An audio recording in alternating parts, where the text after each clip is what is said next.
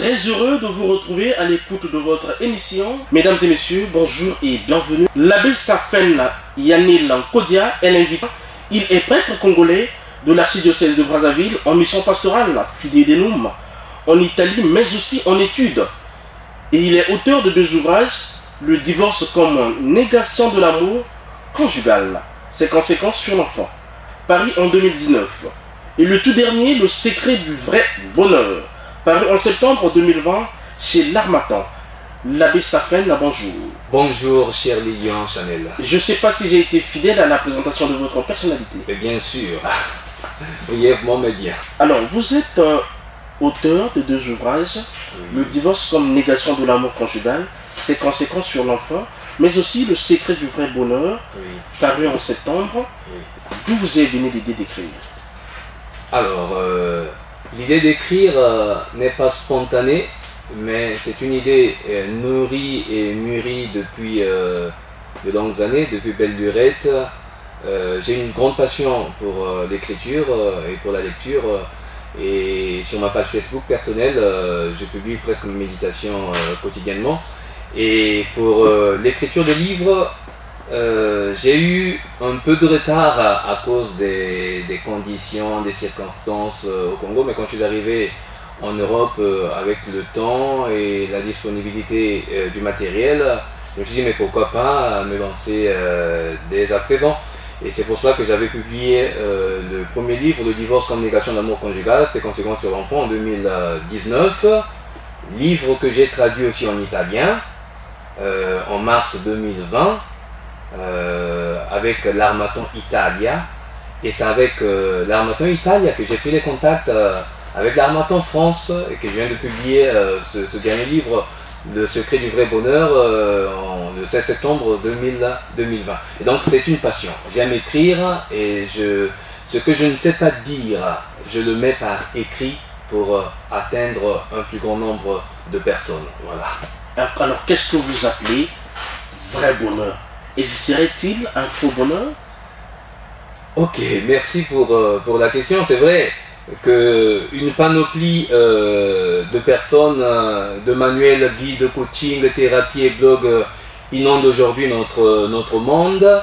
Et beaucoup de gens parlent du bonheur. Et le bonheur, c'est... Tout le monde est à la quête du bonheur. Du berceau à la tombe, chacun de nous veut atteindre le bonheur. Et nombreux le définissent suivant leurs attentes, suivant leur vision. Et je me suis rendu compte que beaucoup aussi disent que j'atteindrai mon bonheur, par exemple, quand je vais avoir du travail. J'atteindrai mon bonheur quand je vais me marier, quand je vais construire une maison, quand je vais acheter la belle voiture. J'atteindrai mon bonheur quand je serai à tel niveau. Ce sont des bonheurs, à mon avis, fugitifs, qui ne sont pas faux forcément, mais des bonheurs fugitifs et qui ne sont pas solides et durables et pérennes. C'est pour cela que, en comparant un peu, je me suis dit, il y aurait un bonheur fugitif, mais un bonheur durable qui va jusqu'au bout. Et c'est pour cela que j'ai pensé au vrai bonheur et au faux. Un peu comme pour comparer, mais pas pour faire la classification, pas pour faire la hiérarchie des valeurs.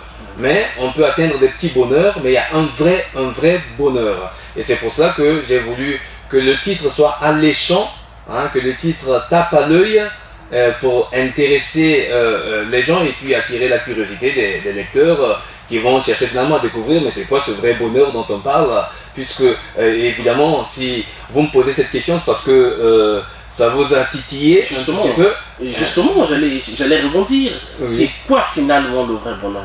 Alors, je ne répondrai pas directement à cette question, comme je l'ai dit d'ailleurs sur la 4e page de couverture, il est bien écrit, il ne s'agit pas dans mon livre d'enseigner ce secret, mais de le vivre comme un voyageur, comme un homo viator, à travers les 3 sphères de vie que ce livre aborde, qui sont en réalité les 3 sentiers relationnels, donc la famille, le couple et la société. Donc la famille entre parents et enfants, frères et sœurs, le couple en relation amoureuse ou relation conjugale, la société relation amicale et professionnelle.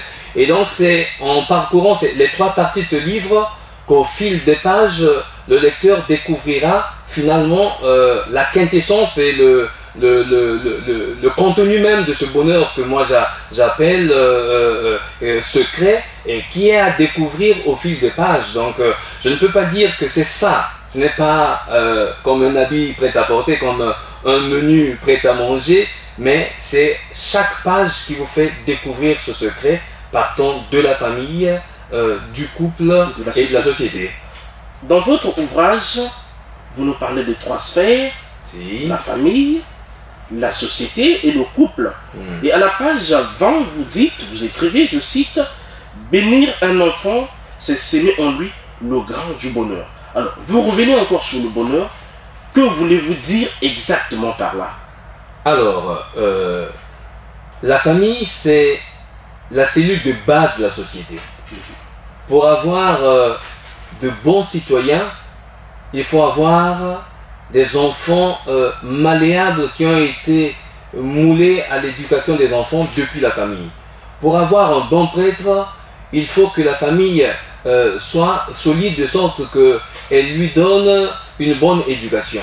Et aujourd'hui, quand on se plaint d'un homme, soit-il politique ou religieux, on se plaindrait d'abord de sa famille parce que c'est là, évidemment, la cellule de base. Donc c'est là, comme une église domestique, c'est là qu'on apprend les valeurs nobles de la vie chrétienne et de la vie sociale. Et donc, moi, je pars de là pour dire que tout homme, tout adulte est un enfant, fut un enfant. Et donc, il a reçu une éducation qui le fait croître et qui l'emmène à une certaine maturité, à une certaine croissance spirituelle et morale et psychologique.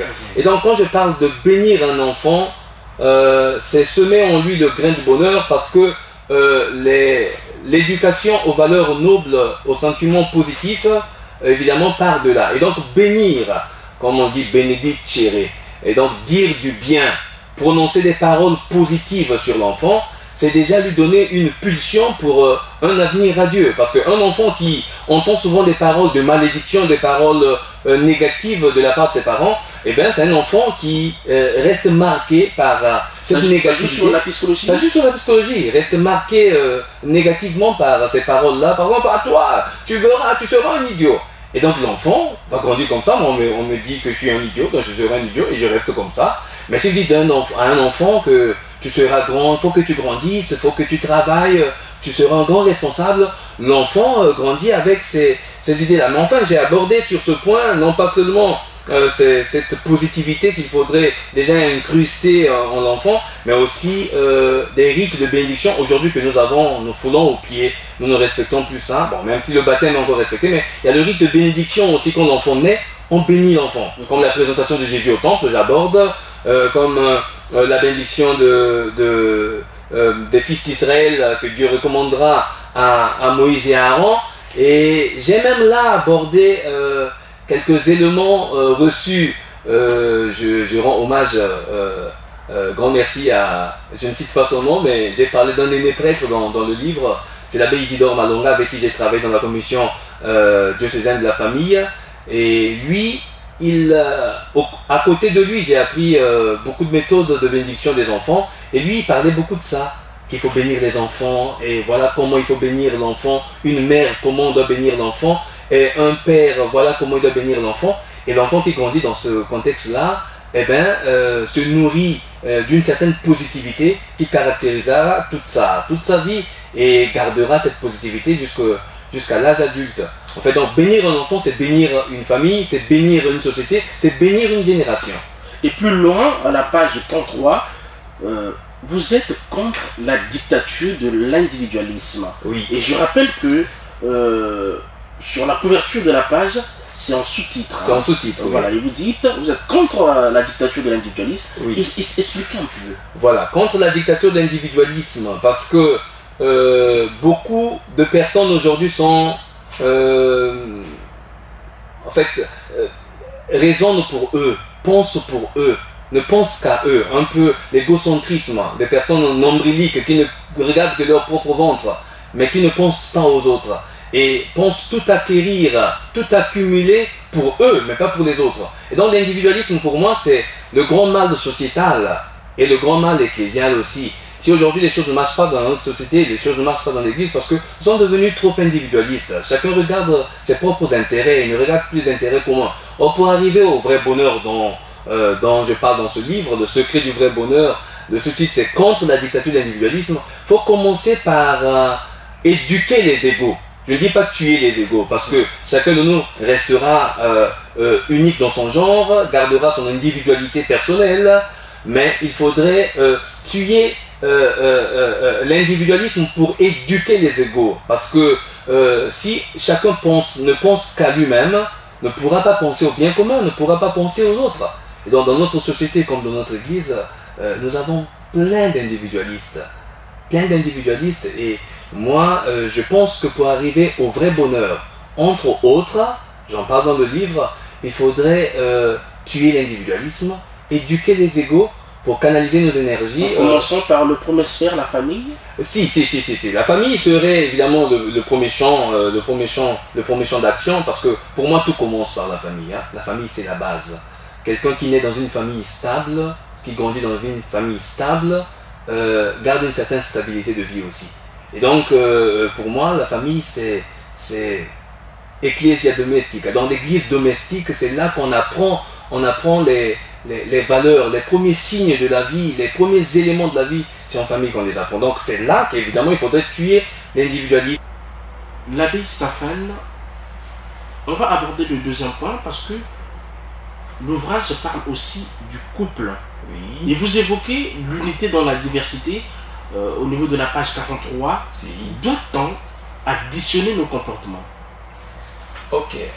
L'unité dans la diversité, dans le couple, pour moi, c'est le vivier du bonheur. Et c'est là que se trouve aussi le secret, en fait, pour réussir ta vie en couple.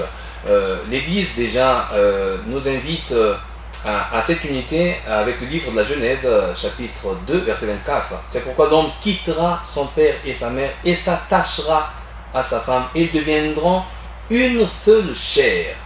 Et donc cette unité n'annule pas la singularité de chaque individu, de chaque conjoint. Chaque conjoint garde sa singularité propre parce que chacun est unique dans son genre.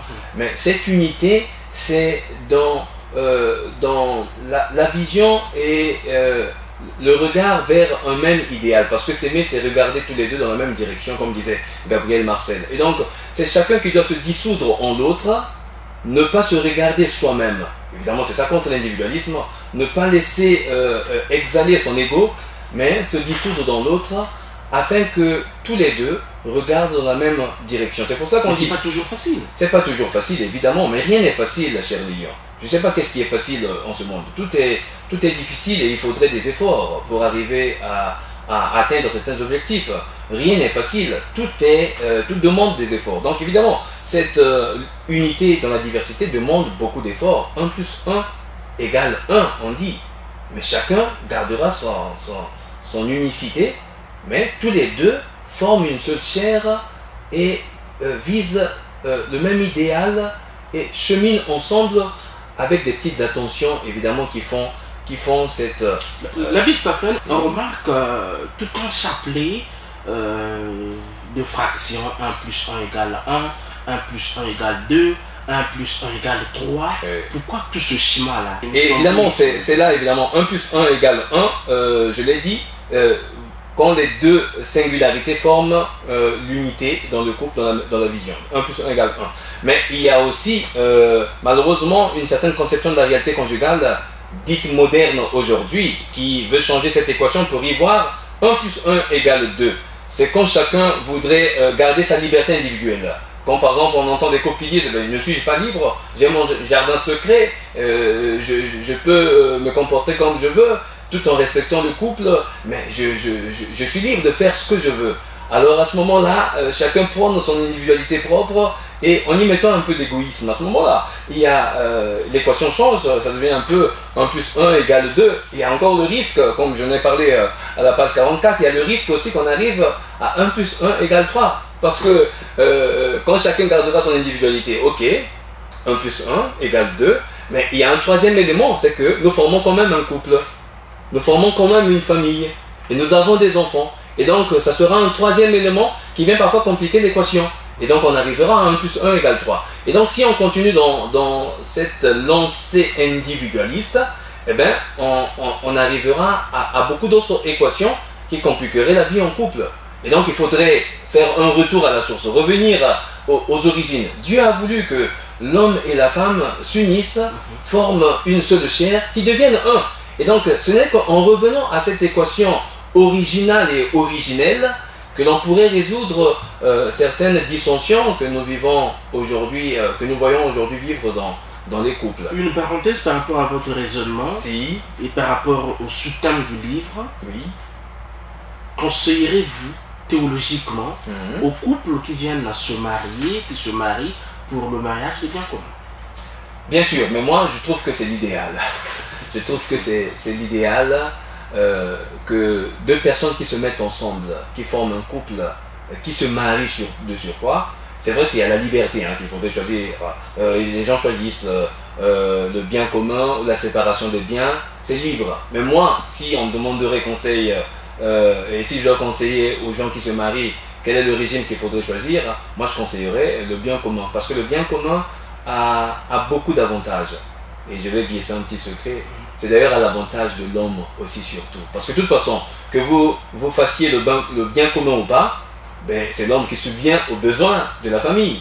C'est lui qui doit acheter la parcelle, c'est lui qui doit construire, c'est lui qui doit nourrir les enfants, qui doit nourrir la femme, qui doit s'occuper, qui doit prendre soin d'eux. Et donc l'homme, en caractère de dépense beaucoup plus en fait. S'ils sont dans la séparation des biens, l'homme dépense beaucoup plus.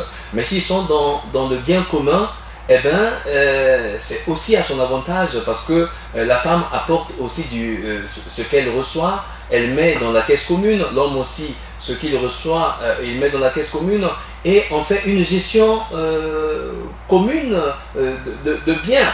Parce que très souvent, ceux qui refusent ce régime-là, ce sont aussi les hommes malheureusement, peut-être parce qu'ils ne comprennent pas que c'est à leur avantage. Mais j'ai déjà vu des couples qui fonctionnent parfaitement bien comme ça, en vivant ce régime de bien commun. Et surtout en Europe, c'est encore plus facile, parce qu'ils ont un même compte bancaire, les salaires sont envoyés là-bas. Mais ici, chez nous au Congo, c'est un peu plus difficile. Et il y a souvent des cacheteries, parce qu'on ne voudrait pas monter le salaire à la femme, sinon elle va vous contrôler, et puis on voudrait prendre la bière peut-être à côté, mais il faut encore aller demander de l'argent à elle. On n'est pas habitué à cette vie. Mais moi, si je dois conseiller, je conseillerais le bien commun pour une durabilité de vie conjugale. Vous parlez de la puissance du subconscient et les problèmes conjugaux. En tant qu'il rejoint pratiquement votre premier ouvrage, je cite: le divorce comme négation de l'amour conjugal, ses conséquences sur l'enfant. Si. Et j'ai comme l'impression que vous êtes beaucoup plus sensationnel que théologique. Alors, c'est un peu la richesse de la formation que l'Église nous a donné de faire. On est à la fois philosophe et théologien, parce qu'on a fait la philosophie, on a fait la théologie, et maintenant je suis en pastoral, mais je suis aussi très passionné de la psychologie, parce que de la première année de philosophie jusqu'en dernière année de théologie, où j'ai étudié à Maïdi en RDC, nous faisions la psychologie. Et c'est pour cela que, évidemment, sur ce point, je parle de la puissance du subconscient, parce que quand j'écrivais ce livre, je me suis souvenu d'un vieux livre que j'avais acheté il y a belle lurette et que j'avais lu. Il a été publié en 1963 par le docteur Murphy. Il parle de la puissance de votre subconscient. Le subconscient, disons, l'homme a deux forces. Il y a le conscient et le subconscient. Comme il y a le mâle et la femelle. Comme il y a l'esprit éveillé et l'esprit endormi. Le subconscient, c'est un peu comme l'exécuteur des actions communiquées par la conscience. Et le docteur Murphy lui dit que le subconscient, c'est la merveilleuse puissance créatrice de miracles qui se trouve dans votre façon d'être et de faire, dans votre vision. Le dernier endroit où la plupart des gens cherchent rarement leur force. Parce que, évidemment, quand quelqu'un dit, par exemple, je ne peux pas obtenir tel diplôme parce que je suis incapable, je ne suis pas en mesure de, la conscience le dit, Le subconscient retient. Et votre subconscient, chaque fois, vous le rappellera. Vous êtes incapable, vous ne pouvez pas faire ça. Et donc, chaque fois que vous voulez faire des efforts, le subconscient vous dira non. Le maître, la conscience a dit que vous ne pouvez pas. Et donc, vous n'allez pas, vous n'arriverez pas. Et vous resterez dans cette apathie et sans plus rien faire. Ça devient un moi intérieur. Oui, oui. Alors, le subconscient, c'est toujours positiver la vie. Positiver même la négativité. Même dans des situations difficiles, positiver. Et dire que je vais réussir, je vais faire ça. Et donc, chaque fois que vous dites ça à vous-même, vous vous armez d'une force intérieure qui vous meut dans toutes vos actions. Parce qu'en fait, rien n'est impossible. Tout est possible. Et vouloir, c'est pouvoir. Mais pour pouvoir, il faut d'abord vouloir. Et vouloir, il faut le communiquer à sa conscience, le communiquer à son subconscient et le dire toujours que moi, je ferai ceci, je réussirai ceci. Et donc, c'est dans la même lancée quand je disais dire du bien sur l'enfant et dire du bien sur soi-même. Les gens qui sont tellement négatifs, je ne pourrai pas, je n'arriverai pas. Quand vous êtes dans cette négativité, eh bien, votre âme et conscience enregistrent cela et vous demeurez ainsi. Et donc, la puissance du subconscient, c'est une puissance qui révolutionne des choses. Et j'ai voulu puiser là pour faire découvrir ce côté caché en l'homme et très souvent que nous négligeons. L'abbé Stéphane, lentement et sûrement, nous chutons avec cet entretien, cette émission. Nous allons aborder le dernier sphère, mais à la page 105 où vous parlez des prêtres qui sont incapables de cohabiter, de vivre ensemble dans un même presbytère. Que voulez-vous dire par là? Vous voulez dévoiler le mystère du pastoral? Non, je ne dévoile pas le mystère, parce que la charité bien ordonnée commence par soi-même. Évidemment, ce point-là, à la page 105, évidemment, je prends l'exemple des prêtres, mais le point commence à la page 102 quand je parle du secret du bonheur au cœur de la collaboration. Parce que pour collaborer, il faudrait une certaine humilité et une certaine malléabilité. Parce que l'exemple que je donne, c'est qu'on n'est pas étonné de voir deux bons prêtres qui sont incapables de vivre dans un même presbytère, deux bons médecins incapables de travailler dans un même centre hospitalier, deux excellents enseignants incapables d'exercer dans un même établissement, comme deux journalistes, Lilian Chanel et Destin, incapables de travailler. Journaliste, vous ne mettez pas l'adjectif. Mais oui, au niveau des prêtres, vous mettez l'adjectif. Oui, évidemment, je dis deux bons parce qu'on pourrait dire que les gens qui ne collaborent pas sont d'ores et déjà mauvais. Non, ils ne sont pas forcément mauvais. Mais ils n'arrivent pas à harmoniser leurs individualités dans le respect du bien commun afin de ne regarder que le bien commun. Parce que c'est ça, évidemment, l'idéal. Donc, deux bons journalistes, deux bons médecins, deux bons prêtres, incapables de collaborer et de vivre dans le même presbytère. En ce qui concerne les prêtres, puisque c'est le premier cas exemplifié dans mon livre, et moi-même je suis prêtre, j'ai la petite expérience dans notre église, j'ai étayé un peu mes propos lorsque je dis que si chacun de nous respecte la feuille de route indiquée dans sa lettre d'envoi en mission, un pas positif est déjà fait vers le bonheur tant escompté. C'est-à-dire le respect des responsabilités imparties selon qu'on est curé ou vicaire. Ça, c'est le premier point. Le respect des responsabilités. Tu es curé, tu es curé, tu es vicaire, tu es vicaire. Tu n'as pas à me rappeler, c'est moi le curé ici. Oh, mais ça suffit qu'il y a un problème. Pourquoi tu me le rappelles? On le sait que c'est toi le curé et c'est moi le vicaire. Chacun respecte sa place, respecte sa tâche. Ça, c'est le premier point. Deuxième point, la gestion des finances confiée à la personne compétente qui n'est pas forcément le curé ou le vicaire. Une personne peut être laïque. C'est ce qui vous met en contradiction de l'électricité. Entre autres, je ne dis pas seulement ça, mais entre autres. Et puis, en assurant à chacun sa juste rémunération.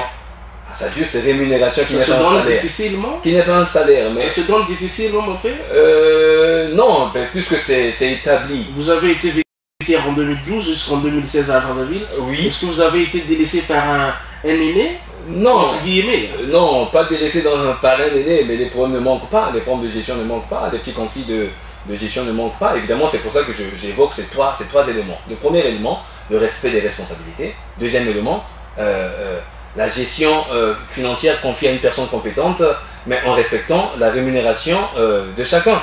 Et puis le troisième élément, le respect du cercle familial ou amical de l'un et l'autre, puisque chacun a son propre petit monde en dehors de l'entourage paroissial commun. Et donc, moi je suis convaincu que les prêtres peuvent arriver à bien vivre ensemble, à faire du presbytère une oasis de paix, de bonheur et d'amour, si nous respectons trois éléments. C'est-à-dire que la responsabilité de chacun. Ce n'est pas un travail, c'est une mission et c'est un service. Donc il n'y a pas à se couper du poignet à batailler sur ça. Tu es curé, je suis vicaire, et un stagiaire, chacun respecte sa place. Et le respect des finances aussi. Mais bien sûr, mais ça c'est le troisième élément, évidemment. Le deuxième élément, c'est le respect des finances. On peut prendre un laïc qui gère les finances, un laïc compétent, mais chacun a sa rémunération, et on n'a pas l'œil ou la main dans le panier, on ne regarde pas ça. En Europe d'ailleurs c'est comme ça. Moi je célèbre la messe en Europe, mais je ne regarde pas la quête c'est des gens qui comptent ça. Mais même si le compte rendu me sera fait, mais ça sera un compte rendu sur papier, je regarde et je gère avec les laïcs. Donc je n'ai pas la même mise sur ça et on ne peut pas me soupçonner, même si je travaille avec quelqu'un, on ne peut pas me soupçonner. Troisième élément, évidemment, le cercle familial ou amical de chacun en dehors du cercle paroissial commun. Alors c'est là que je parle évidemment du respect des paroissiens, du respect des amis de chacun, du respect du petit monde de chacun. Quand ces trois éléments-là sont respectés, à mon avis, je ne vois pas pourquoi deux prêtres, trois, peuvent se couper du poignet dans un presbytère, peuvent ne pas se parler, se saluer, ou bien peuvent être en conflit quand ces éléments-là sont respectés, parce que nous sommes là pour une mission. Vous, les prédicateurs de l'amour, il vous arrive de fois de vous battre, de vous poignarder? Je ne dis pas de battre, de ne pas se saluer? Mais ça arrive, nous sommes des hommes. Nous sommes des hommes, ça serait hypocrite de dire que tout est ok dans notre milieu. Non, il peut arriver qu'il y ait des conflits et des conflits qui perdurent et puis on ne se salue plus parce que bon, il y a l'ego évidemment. Chacun veut avoir raison, à tout prix avoir raison. Il n'y a aucune humilité, il n'y a aucune malléabilité et personne ne veut descendre, personne ne veut s'humilier. C'est ce que vous dites contre la dictature de l'individualisme. Évidemment, contre la dictature de l'individualisme. Alors, l'abbé Safin, est-ce que vous pouvez nous interpréter l'image de la couverture de votre ouvrage? Alors, l'image de la couverture de l'ouvrage Le secret du vrai bonheur contre la dictature de l'individualisme, c'est un homme qui a les mains étendues debout en haut d'une montagne et qui est face au soleil levant ou couchant. Évidemment, c'est un homme qui a fait un parcours, avant qu'il n'arrive au sommet de la montagne. L'homme a fait le parcours, il est arrivé au sommet de la montagne et les mains étendues pour dire que enfin j'y suis arrivé, parce que c'est un travail sur soi pour arriver au bonheur, un travail sur soi et communiquer ce bonheur aux autres, faire des heureux autour de soi. Donc cet homme-là symbolise l'épanouissement, une gaieté, une certaine joie et est face au soleil pour dire que je suis tendu vers l'avenir, je dois regarder vers l'avenir. Le soleil levant qui est aussi la symbolique du Christ, et au sommet de la montagne pour dire que du berceau à la tombe, nous faisons un cheminement, mais un cheminement de croissance pour arriver à un sommet, à une certaine sommité, pas intellectuelle forcément, mais une sommité humaine, une sommité psychologique, une sommité spirituelle. Et pour y arriver, il faudrait une vraie croissance. Et dans le livre d'ailleurs, je parle aussi d'une phrase qui m'est très chère, qui se trouve même sur l'effigie de mon ordination en 2012. En se retournant sur le chemin parcouru, on sourit à la vue des cailloux dont on s'était fait des montagnes. On croyait qu'on était en face des montagnes. Mais finalement, quand on a surpassé avec beaucoup d'efforts, on se retourne sur le chemin parcouru, on dit oh c'était des cailloux. Mais ce n'était pas une montagne infranchissable, mais c'était des cailloux parce que tout est possible. Pour moi, tout est possible.